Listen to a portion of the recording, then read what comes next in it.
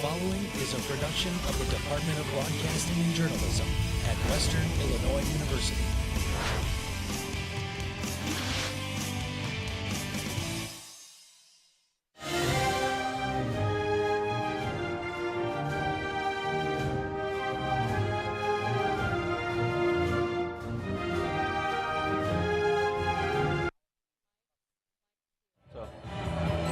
So I'm a little bit out of... The road to the White House starts at Western Illinois University. Welcome to News 3's coverage of one of the largest and most elaborate mock presidential elections held on a college campus. Tonight, we're in the University Union's Grand Ballroom at WIU's Macomb campus, where most of the action will take place. The events held over the next 2 weeks will simulate the presidential primaries and the national nominating conventions of the Republicans, Democrats, Greens, Libertarians, and Tea Partiers. Actual presidential candidates and local politicians have been invited to participate. The event will end on November 2nd at Western Hall with the presidential election and electoral college vote. A little history on the event. The mock presidential election, it all began Dr. Rich Hardy, Dr. John Hemingway. They've been leading these since 1975 when they were graduate students at the University of Iowa. Dr. Hardy even carried over to the University of Missouri. An interesting fact about the mock election, since 1975, every time students have participated in this event, they have chosen with 100% accuracy the winning candidate of the election to follow. We do want to issue a disclaimer about these events. The organizers of the mock presidential election stress that these events are solely an academic activity to promote civic education and participation. Western Illinois University does not endorse any particular candidate, political party, or ideological perspective. We're beginning tonight with the state caucuses and primaries for the Republican Party. I'm here sitting with Emily Manley and Professor of Political Science, Casey LaFrance. Now, Casey, what are you really expecting for this night? And what are you looking forward to? I'm expecting to see the candidates and their campaign managers kind of mix it up. It's been spilling over into my classroom a little bit over the last few days. We've had some people get nose to nose and talk about disappearing signs and all sorts of chalk displays. So it should be fun to watch, see how this plays out, and eventually, when it's all said and done, we'll have our nominee. That's now with the fighting, so it's getting a lot like an actual campaign. You know? Oh yeah. Getting the fights between the candidates.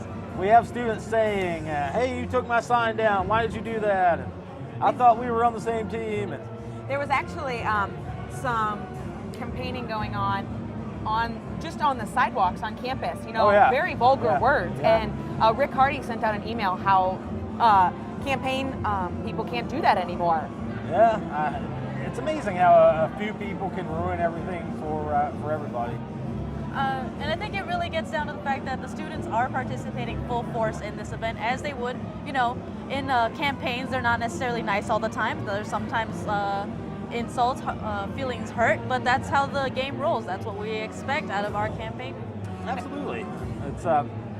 It's good to see the kids involved. It's good to see them active, and they're certainly staying awake in the class a little more.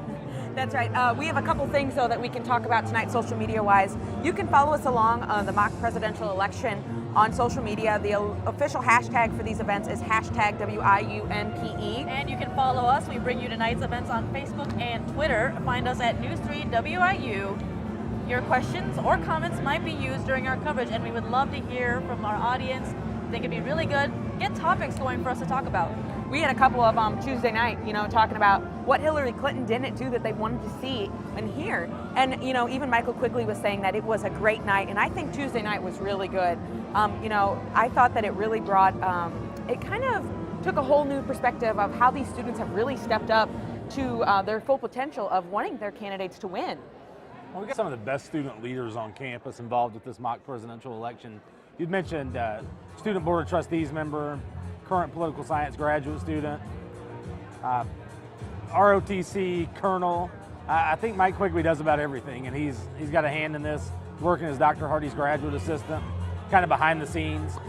We have several other students who have a lot of chops working with SGA, working with various student groups, and they're volunteering. I don't see how they have the time. They have full schedules almost every night, but they're finding time to come and really put their candidates forward and try to educate people. Now, we're going to kind of switch gears here, talk about what you thought Trump said yesterday. He was just in Burlington, Iowa, less than an hour away from here. Now, he was talking about Joe Biden. He got on the topic, I'm glad that he didn't run because I want to run against Hillary Clinton. What do you think about that? Well, the polls from, there's a composite site, Real Clear Politics, that has essentially the averages of polls throughout the nation, and they had Trump losing fairly soundly to Joe Biden. So I think it's wise that he observed he might not contend as well against Joe Biden.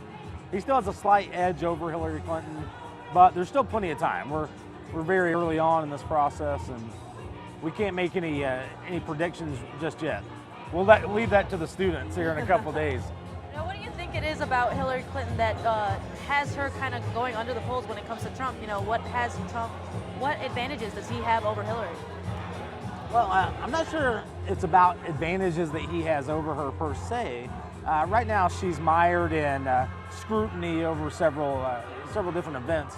You might note today she testified before the House for about 6 hours regarding the Benghazi and the fallout from that. So I think she's already down a little bit just from that, and he's capitalizing on this surge of momentum that he has. So that may explain it. Now, if this, depending on what happens with this investigation and the other events that are kind of bogging her down, it could be the case that she goes down completely, or she might bounce back up. Again, plenty of time left to see how this plays out. Now, you and I were talking about, now, Biden did not run. I was shocked. What were you thinking? Because we talked about on Tuesday, if he was going to run, he was really going to split the Democratic Party up.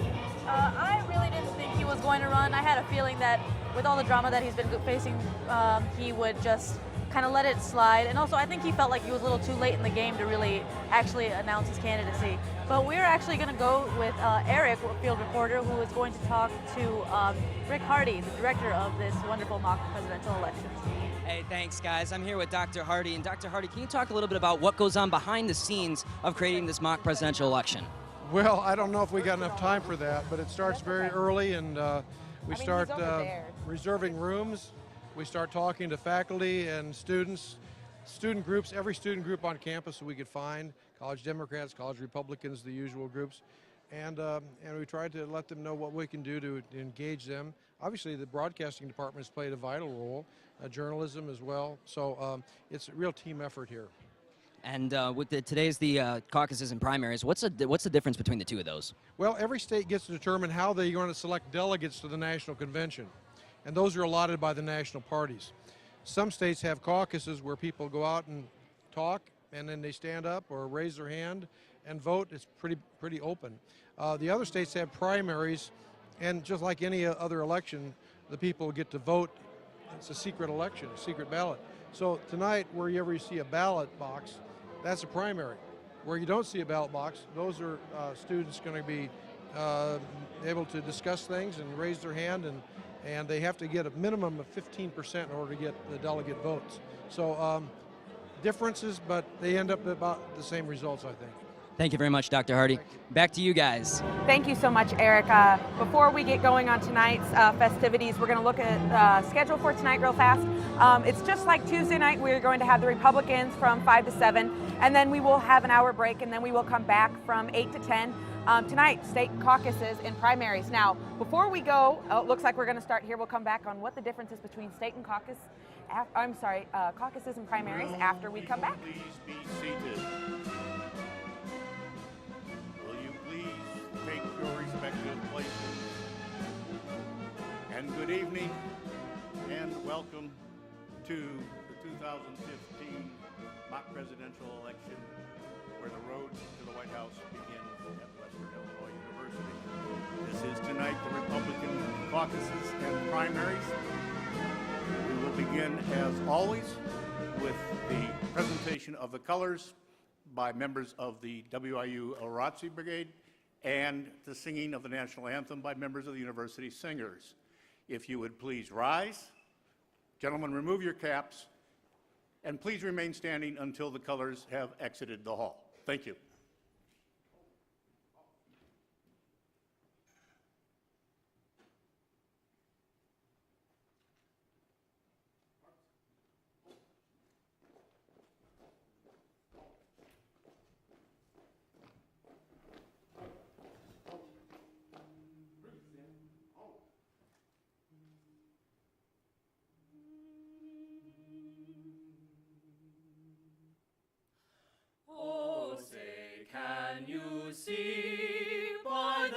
dawn's early light, was so proudly we hailed at the twilight's last gleaming, whose broad stripes and bright stars through the perilous fight o'er the ramparts we watched were so gallantly streaming, and the rockets' red glare, the bombs bursting in air, gave proof through the night that our flag was still there.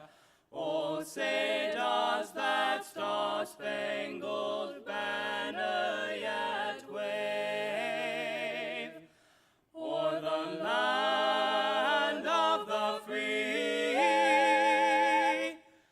and the home of the brave?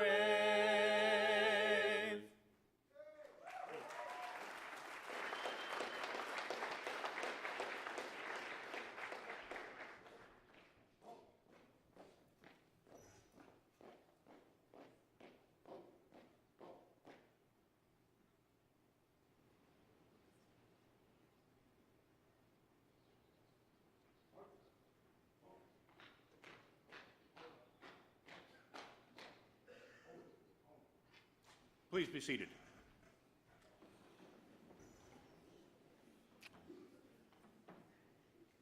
For those of you who find yourselves sitting with only one or two other people in your states, if you care to join a somewhat larger delegation in your immediate vicinity, feel free to do so.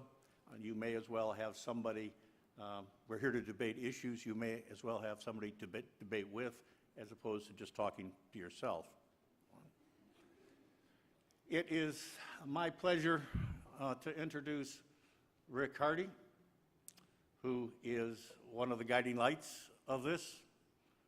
We've been working on this for quite a while. Dr. Hardy will present to you the rules and procedures for the evening. Please welcome Dr. Rick Hardy.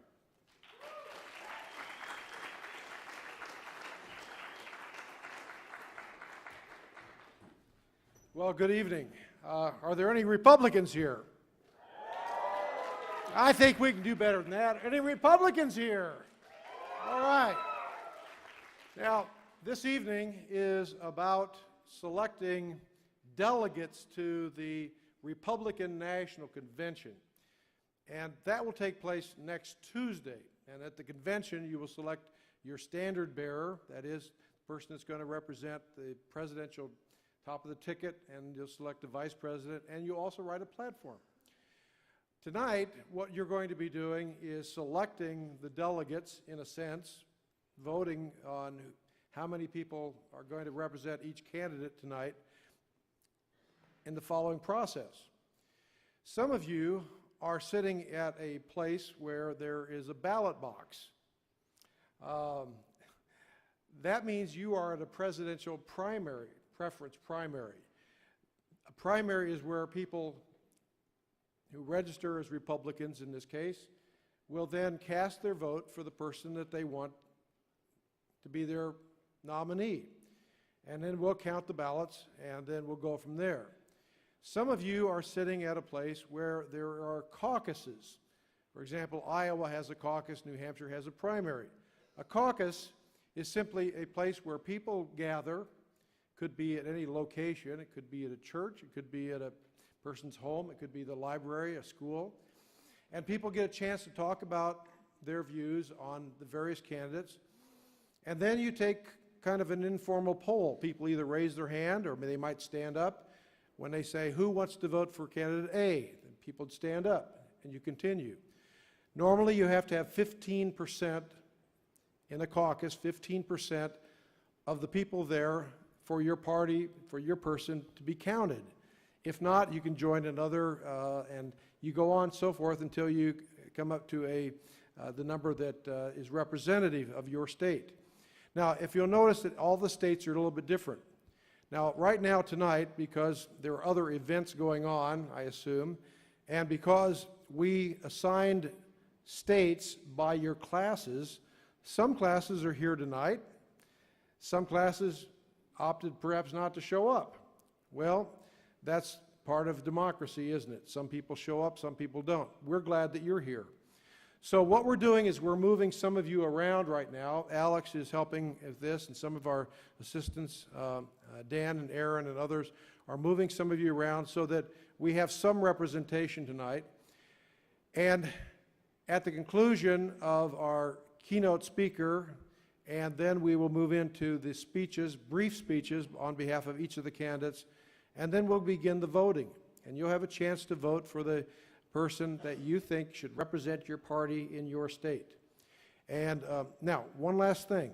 You have to convert your votes. Now, there may be 10 of you in your delegation, and maybe your state gets 53 votes. You're going to have to apportion those. So at every state, we have an envelope, and if you've picked up that envelope, there are probably enough to pass around how we convert those scores. It's rather simple. You just have to understand how many delegates you're entitled to have, how many students are in your delegation, and how many votes each one gets. And then it'll be up to you to apportion those based upon the formula that I have given you in your sheet. So everybody should have a sheet in the envelope, and that will determine how many. So if you don't see that sheet there on the envelope, probably right next to or on top of the ballot box, feel free to get that and pass that around. It's very simple, but if you have problems, we have a couple of math students back there that will help you with that very quickly. At the conclusion of your voting, and you tally up and you know how many you've got, we're going to call it in order. We'll start with Iowa, then we'll go to New Hampshire, and we'll continue that as they would be in terms of the normal progression of the parties. When we do that, we will announce, John, are they going to announce by the microphone, or are they going to bring it up here? I forgot. John? Well, at any rate, you'll announce, we'll tell you how to